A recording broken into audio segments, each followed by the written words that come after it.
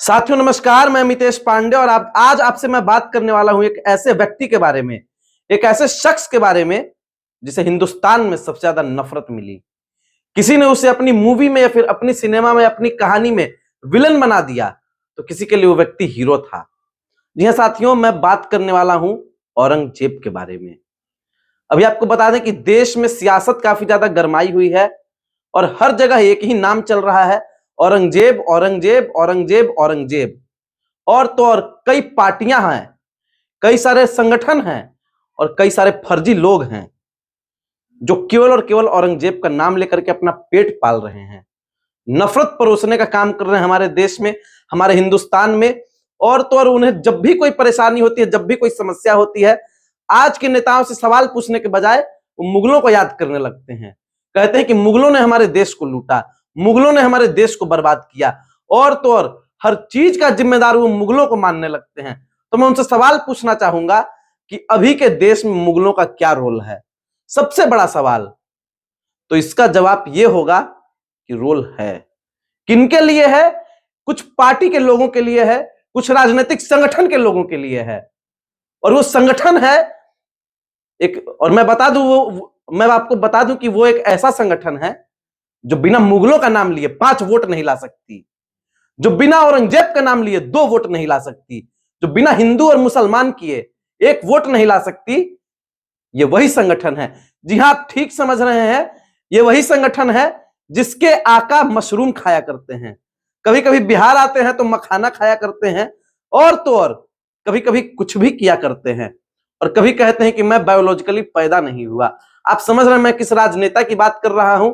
बाकी आपको पता है कि मैं अगर उसका नाम ले लूंगा तो अंधभक्तों को काफी ज्यादा दिक्कत होगी, काफी ज्यादा समस्या हो जाएगी। खैर, मैं उस पर नहीं जाना चाहूंगा। देश की सियासत काफी ज्यादा इसलिए भी गर्म हो चुकी है क्योंकि औरंगजेब की जो कब्र है उसको हटाने का ऐलान कुछ फर्जी संगठन के लोग कर रहे हैं। और औरंगजेब की कब्र महाराष्ट्र में स्थित है। महाराष्ट्र में सरकार किसकी है, यह सबसे बड़ा सवाल है, काफी गंभीर सवाल है। लेकिन इसका जवाब अंधभक्त नहीं देंगे। क्यों नहीं देंगे? क्योंकि उनके आका उनको बताए नहीं होंगे, और व्हाट्सएप यूनिवर्सिटी के सिलेबस में नहीं होगा, और व्हाट्सएप पे उनको सच्चाई परोसी नहीं गई होगी। लेकिन मैं आपको सच्चाई परोस रहा हूं। जो चीज आपको व्हाट्सएप यूनिवर्सिटी नहीं बता पाएगी, वो काम आपको मितेश पांडे बताने का काम करेगा। इस देश में औरंगजेब का मुद्दा इसलिए उठाया जा रहा है ताकि महंगाई से ध्यान भटकाया जा सके, बेरोजगारी से ध्यान भटकाया जा सके, लगातार बढ़ रहे भ्रष्टाचार से ध्यान भटकाया जा सके, महिलाओं पर हो रहे शोषण से ध्यान भटकाया जा सके, दलित पिछड़ा आदिवासी को परेशान किए जाने वाले शोषण से ध्यान भटकाया जा सके। केवल और केवल यही सारी बातें हैं, और कोई बात है नहीं। बाकी औरंगजेब के विषय में अगर बात की जाए तो सन 1658 से लेकर के 1707 ईस्वी तक औरंगजेब का शासन भारत में रहा। जी हां, लगभग 49 वर्षों का शासन औरंगजेब का रहा। और औरंगजेब के विषय में अगर बात की जाए तो औरंगजेब को जिंदा पीर भी कहा जाता था। जिंदा पीर उसको इसलिए भी कहा जाता था क्योंकि औरंगजेब जो थे काफी ज्यादा शांतिपूर्ण जीवन जीने पे विश्वास रखा करते थे। औरंगजेब के विषय में आपको बता दिया जाए तो औरंगजेब टोकरी बुन करके, टोपी सिल करके पैसे कमाता था और उसी पैसे से अपना जीवन यापन करता था। इस प्रकार का व्यक्ति था औरंगजेब। देखिए, इसमें कोई डाउट नहीं है, कोई भी अतिशयोक्ति नहीं होनी चाहिए किसी को भी कि औरंगजेब एक महान शासक था। कुछ लोग कहते हैं कि औरंगजेब हर रोज कई सारे जनेऊ जलाया करता था। आप समझ गए होंगे हमारे कहने का मतलब। और 10,000 ब्राह्मणों को मारा करता था। इस प्रकार के दावे भी कुछ अंधभक्त किया करते हैं, और व्हाट्सएप यूनिवर्सिटी पे इस प्रकार का एक सिलेबस भी आया करता है रोज। लेकिन मैं आपको बताऊंगा ऐसा कुछ भी नहीं था, क्योंकि उस समय भारत की आबादी ही नहीं हो रही होगी इतनी। अगर उस समय इतनी ज्यादा आबादी हो रही होती भारत की, तो भी इतने सारे ब्राह्मण इस देश में नहीं होते। औरंगजेब औरंगजेब औरंगजेब औरंगजेब औरंगजेब, इतना अगर आज के नेता महंगाई और बेरोजगारी का नाम ले लिए होते तो देश से महंगाई मिट गई होती, बेरोजगारी कब की गायब हो गई होती, रफू चक्कर हो गई होती। लेकिन इन लोगों को क्या सूझेगा? औरंगजेब सूझेगा। इन लोगों को बिल्किस बानो नहीं सूझेगी। बिल्किस बानो के अपराधियों किस प्रकार से छोड़ा जा रहा है, इनको औरंगजेब सूझेगा। इन लोगों को पिट रहा बेरोजगार युवा नहीं सूझेगा, इन लोगों को औरंगजेब सूझेगा। तो औरंगजेब को देखना कितना तक सही है और बेरोजगारों को देखना कितना सही नहीं है, इस सवाल का जवाब आप लोग जरूर दें। मैं एक और गंभीर सवाल पूछना चाहूंगा आप लोगों से, क्या इस देश का मुद्दा औरंगजेब है? तो बिल्कुल नहीं हो सकता। औरंगजेब एक मुगल शासक था और मुगलों ने जो भी किया वो अलग चीज है। अंग्रेजों ने भी लूटा, मुगलों ने भी इस देश को बर्बाद किया और सभी ने शासन किया। तो मैं एक लाइन में एक ही सवाल पूछना चाहूंगा उन लोगों से कि जिनको औरंगजेब से नफरत है, जिनको मुगलों से नफरत है, उनको क्या ताजमहल से भी नफरत है? उनको लाल किले से भी नफरत है? जामा मस्जिद से भी नफरत है? अगर है तो तुम लोग बताओ। और औरंगजेब की कब्र की जहां तक बात है, किसने रोका है तुम लोगों को? जाओ औरंगजेब की कब्र के साथ जो करना है करो। न किसी हिंदू ने रोका है, ना मुसलमान ने रोका है। लेकिन तुम लोग सिर्फ अपनी राजनीतिक रोटियां सेकने के लिए देश में सौहार्द को बिगाड़ने का काम कर रहे हो, सांप्रदायिकता फैला रहे हो कुछ सांप्रदायिक राजनीतिक दलों के चक्कर में आकर के। तो इस तरह के काम बिल्कुल भी मत करो, इस तरह की क्रियाएं बिल्कुल भी मत करो, बिल्कुल भी ठीक नहीं है। महाराष्ट्र में आपको बता दें सरकार भारतीय जनता पार्टी की है और महाराष्ट्र में इस प्रकार की खबरें उठ रही हैं और आग का रूप ले रही है, आग का रूप ले रही है। इन महाराष्ट्र की सरकार चुप है, मौन साधे हुए इन सभी मुद्दों पे।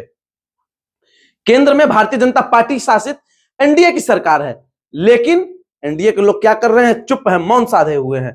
सरकार के लोग शांत हैं, महाराष्ट्र सरकार के लोग शांत हैं, केंद्र सरकार के लोग शांत हैं, लेकिन कुछ पार्टियों का और कुछ फर्जी संगठन के लोग हैं वो कुछ ज्यादा ही उछल रहे हैं, आग बबूला हो रहे हैं। एक तो सिनेमा में पहले औरंगजेब को ही लोग हरा के खुश हुए, छावा में कि औरंगजेब को हरा दिए, औरंगजेब को हरा दिए, औरंगजेब को हरा दिए। सिनेमा में हराने के बाद अभी लोग जा रहे हैं उसका मजार को तोड़ने के लिए।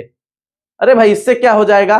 और मैं एक और बात आपको कहना चाहूंगा, ये अंधभक्त इतने ज्यादा धूर्त हैं, इतने ज्यादा धूर्त हैं कि लोग जो है ना औरंगजेब का मजार तोड़ने उड़ने नहीं जा रहे हैं। लोग औरंगजेब का मजार तोड़ करके लोग औरंगजेब से, इन लोगों को औरंगजेब से भी कोई नफरत नहीं है।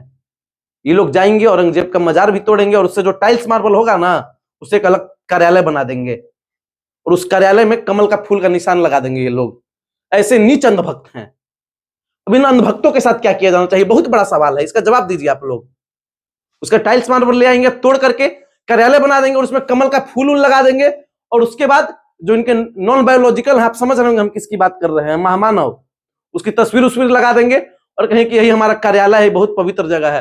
अरे भाई नीच अंधभक्त लोग, तुम लोग जवाब दो। छावा मूवी के बारे में तुम लोग बात कर रहे थे, पहले उसका जो डायरेक्टर था वो खुद माफी मांगता है मानहानि का केस आने के बाद। ये वही अंधभक्त हैं, सिनेमा देखते हैं और सिनेमा में देखते हैं फिर उसका चले जाते हैं वहां पे खुदाई करने, वहां पे सोना छिपा हुआ है। ऐसे ऐसे अंधभक्तों के बारे में क्या कहना है? अभी लोग जान है औरंगजेब का मजार, औरंगजेब का जो मकबरा है, मैं मकबरा कह रहा हूं, सॉरी माफी मांगना चाहूंगा, क्या कहूं यार, इन अंधभक्तों ने दिमाग खराब कर दिया है हमारा। इन अंधभक्तों से मैं परेशान हो गया हूं। ये अंधभक्त जो है इतने ज्यादा नीच हैं, इतने ज्यादा पागल हैं, इतने ज्यादा सनकी हैं कि ये लोग कुछ भी कर सकते हैं। ये लोग अभी जा रहे हैं औरंगजेब का कब्र तोड़ने के लिए, कल होकर के कुछ भी बोलेंगे, परसों होकर के कुछ भी बोलेंगे और देश की सरकार शांत रह रही है, देश का युवा शांत रह रहा है। कब तक शांत रहेगा देश का युवा? कब तक सरकार शांत रहेगी? कब तक चुप रहेगी और इन लोगों को शह देती रहेगी?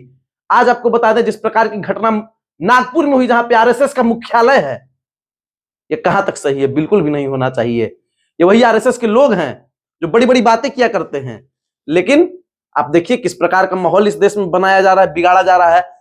मैं इससे ज्यादा कुछ नहीं बोलूंगा, मैं काफी ज्यादा भावुक हो चुका हूं, परेशान हो चुका हूं इस देश में देखते हुए। हमारे देश में हिंदू, मुसलमान, सिख, ईसाई, बौद्ध, जैन, पारसी सभी लोग रहते हैं, सभी धर्म जाति के लोग रहते हैं, तो फिर भेदभाव का है? औरंगजेब से क्या मतलब है किसी को? आप लोग कमेंट बॉक्स में अपनी प्रतिक्रिया जरूर दें और इन अंधभक्तों को जवाब देने का काम करें और फर्जी संगठनों से सावधान रहें। बहुत बहुत धन्यवाद।